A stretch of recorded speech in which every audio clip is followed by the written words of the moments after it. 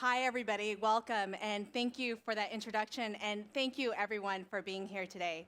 Now, I'm assuming about half of you are here today because you're interested in expanding your business from the West to the East, namely China. And I'm assuming the other half of you are here today because you're interested in expanding your business from the East to the West, namely the US. Well, Kabam has done and continues to do just that. Kabam is an 800-person mobile gaming company with 6 offices around the world. Our 2 largest offices are San Francisco and Beijing. So we've been operating as a global company connecting the Eastern and the Western Hemisphere. Last year, we made $400 million in revenue, and with that connection between the East to the West strengthened when Alibaba invested $120 million into our company, taking our valuation north of $1 billion. And so what I'd like to do is share our journey with you, our journey of building, growing, and scaling a global company. But what I'd like to focus on in this journey are the people and the team. What type of people and team do you need, and at what stage to build, grow, and scale that global company? Because if you don't have the right team, how are you going to chase that global opportunity? A famous Chinese philosopher, Lao Tzu, once said that the journey of 1,000 miles begins with just one step. Well, I believe the journey of building a global company begins with just one team. Oftentimes, when we speak about globalization, we'll talk about product, we'll talk about market, and we'll talk about localization. But we never talk about the people that are going to execute all this, the people that are going to make business negotiations on your behalf, the people that are going to decide what product features that are going to go in the local markets, and the people that are going to build and grow your company culture. And then when we do talk about people, we usually spend our time talking about who we're going to hire, how do you fire, and how to build a great team. But we never talk about what type of team that you're building. Because I believe that you can't control people, you can only set them in the right direction. And by building the right team and knowing what type of team you're building, that will help set people in the right direction, and it will help all those other questions of who to hire, how do you fire, what team, how to build a team so much easier. Well, there are 3 types of teams. There's the founding type team, there's the growth type team, and there's the scale type team. Now, you're able to find these types of teams in many large organizations. Sometimes you'll be asked to start a group, other times you'll be asked to grow a division, and other times you'll be asked to scale a whole business unit. These types of teams can also be found at the macro level, at the company level. For example, every team has a founding type team. And hopefully, if your businesses are successful, you'll also need a growth type team as well as a scale type team. I'm going to speak about each one of these types of teams and the characteristics that you need to grow this type of team, so that when you need to grow this type of team, you'll know what you're looking for. So the first type of team, the founding type team. This team is super special. These are the type of people who dip their toe into the water and just dive right into the ocean. And they start swimming towards a destination that they think they see. They're pretty sure they see, no, they're definitely sure they see something over there. So they're very vision-led people. Other characteristics about these people is that I like to call them generalist specialists. They're generalist enough to know how some of the pieces work, but they bring something special to the table, something unique. So their skills are diverse, and together they're very complementary. Hardly any skill sets really overlap. But what they need to be 100% overlapping in is their vision and their values. Because their vision and values is what's going to help that team be extremely execution focused. Oftentimes we say, it's hard enough, the market is hard enough to beat. We shouldn't be fighting one another. And that's where vision and values really come into place. So this is Kabam's co-founding team. Kevin is our CEO. He is a brilliant business strategist. I was the designer. I worked on large-scale community products. And Mike is an awesome, awesome technologist. And together with the same shared values and visions, we built Kabam and we started Kabam. Now, this founding type team is often created several times within an organization, and it's probably something you're going to be building quite often, because you need this when you also expand into other locales or build new offices. In 2010, we decided to expand into China and build our China office. So again, we're building a founding type team. So we found our generalist specialists. We found a business person, an ops person, and a product person. And together, they created this founding team. But what's incredibly important about a founding team in another country starting a whole business for you is you have to be able to trust them. How do you know if you can trust these people? This is where values and vision become incredibly important. These people were sold on our vision, and they shared the same values of how we wanted to build this company and how we wanted to tackle the problem together. So they laid out an amazing foundation for us. For today, this office is over 200 employees, and it's made global hits in the Western world. And again, today we find ourselves building a founding type team. So in April of this year, we announced that we were going to bring our game, Marvel Contest of Champions, with a publisher called Longtu to the Chinese markets. Now, for those of you who have not heard of our game or played our game, it's available on the Western iOS and Android, so you can download it today. But I'll tell you, it is a fighting game with Marvel characters. So it's like Spider-Man can fight with Incredible Hulk or Incredible Hulk with Spider-Man, and you can do it with all the Marvel universe. Now, this game has been extremely popular for us in the Western markets. Just yesterday, we announced that Marvel Contest of Champions has achieved over $100 million in lifetime revenue in just under 7 months. It's our fastest growing franchise, so we are incredibly excited to bring this game to the Chinese markets for the Chinese gamers. Now, of course, we think about what special type of team do we need to build to tackle this problem?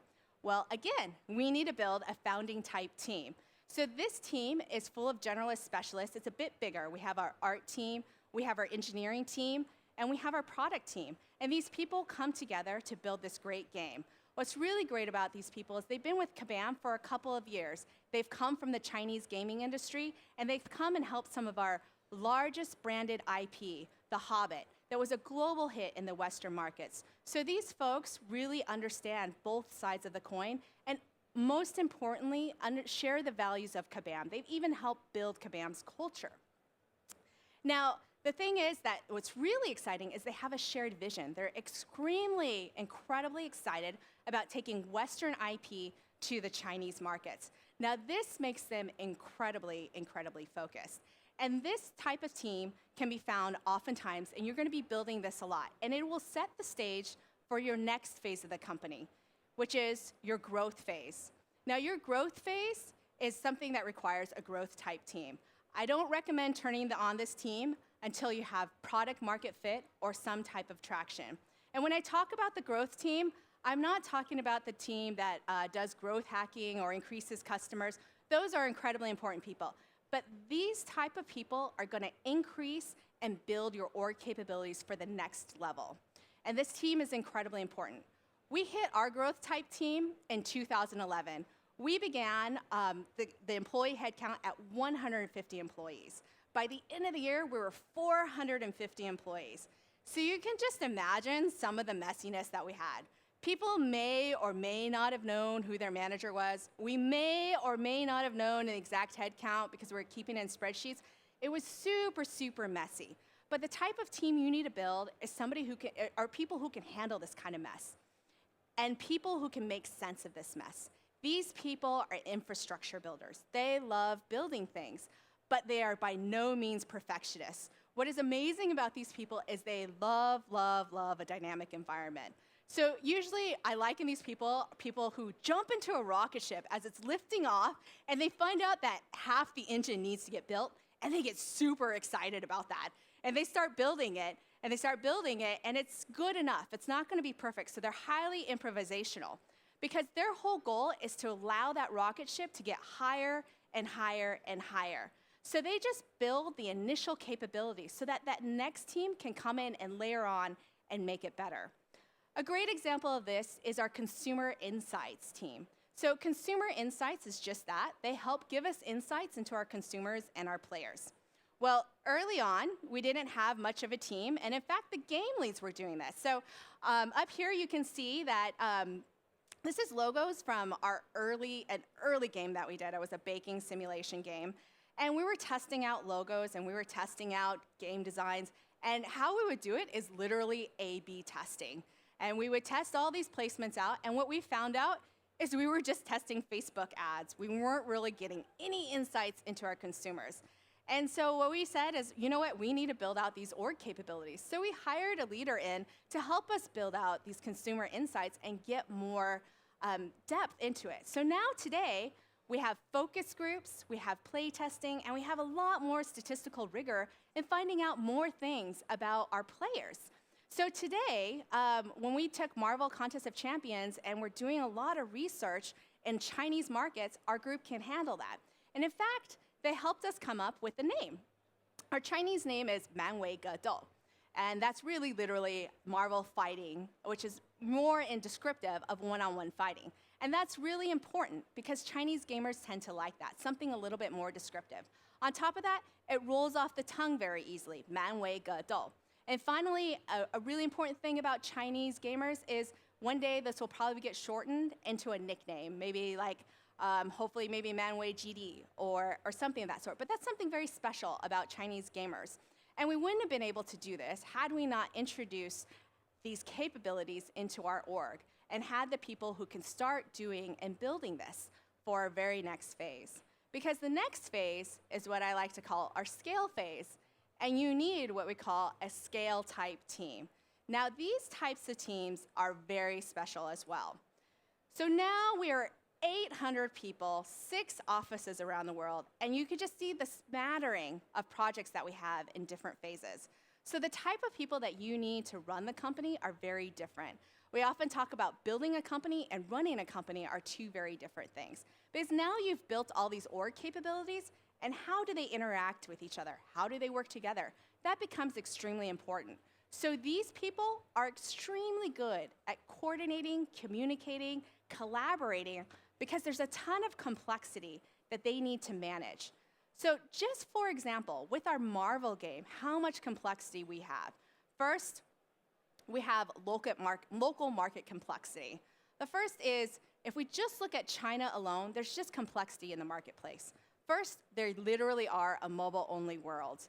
They don't have any email addresses. It's estimated only about 30% of the China has been online. So they've jumped all the way to mobile. So when we do pre-registration, we're not going to be collecting email addresses. We'll be collecting phone numbers, mobile phone numbers. The second is Chinese language input can be quite complicated. For those that know the Chinese language, you have to do several taps just to get one character that might be half of a word. So when we think about our chat function and building it for the Chinese audience and culturalizing it, we really need to take care and empathy into this. And finally, the business relationships in China can be quite complicated and quite interconnected. And it's highly, highly relational. So oftentimes you'll need to partner with a local partner, as we have. We're partnering with Longtu to help us navigate through these business relationships that will help us publish as well as give us feedback on localizing and culturalizing the game. Another type of complexity is brand complexity. Marvel is a wonderful licensing partner, but they're just that. They license it to other game developers in other game genres, as well as different territories. So you can just imagine all the noise that we have to rise against in this brand complexity. And finally, we have a lot of org complexity. So now that we've turned on all these org capabilities and we have all these teams, we also have shared tech. So sometimes there'll be a game engine that's built in one office that's being repurposed in another office and shared in another office for another game. And so you have to really coordinate and work together. We also have shared services. We have a team, what we call live ops. So our live ops teams turns on live events for our games. And they're located in Berlin, and they turn on these live events for our games that are in China that are being built for the Western audiences. So you could just imagine all the complexity along with other shared services such as payments and marketing. So this type of team is incredibly important when you need for them to coordinate and communicate so people can collaborate and work very well together and with the game teams, and that's what enables us to manage through this complexity. There is no way we would have been able to even think about trying to tackle the Chinese markets unless we were at this size and at this scale and this size of our company. Now, for you in the audience, what type of team do you need and what type of team are you building? Do you need a founding type team? Do you need a scale type team? Do you need a growth type team, or do you need a scale type team? Because a journey of building a global company begins with just one team. Are you building the right team? Thank you.